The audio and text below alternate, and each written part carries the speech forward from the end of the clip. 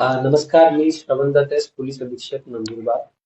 नंदुरबार जिल्ह्यामध्ये मागील काही वर्षामध्ये जे रस्ते अपघात घडत आहे, त्या अनुषंगाने वेळोवेळी पोलीस प्रशासनाकडून जनतेला ट्रॅफिक नियमाचे आवाहन, त्याचबरोबर हेल्मेटच्या वापरण्याबद्दल जे आवाहन आहे ते सातत्याने देण्यात आले होते.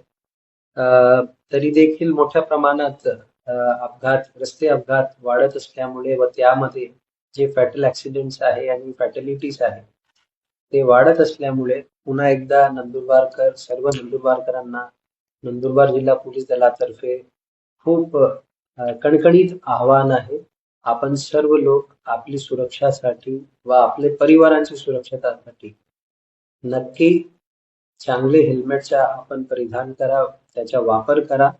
दुचाकी चालवत असताना कधीही हेल्मेटच्या वापरण्यामुळे होणारे जे काही किरकोळ ऍक्सिडेंट्स आहेत त्यामध्ये आपल्याला इजा न पोहोचता आपण सेफली त्या ऍक्सिडेंट मधून बाहेर पडू शकतात.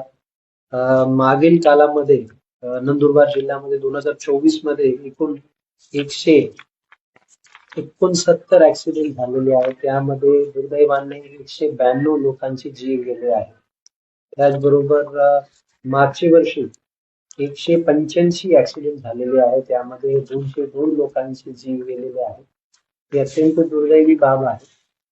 सर्व जे नंदुरबारकर आहे, सर्व नागरिक आहे, त्यांना आमच्या कणकणीत पुन्हा एकदा आवाहन आहे, आपण हेल्मेटचा परिधान करा, हेल्मेटचा वापर करा व आपला आणि आपली परिवाराची जी सुरक्षता आहे ते निश्चित करा.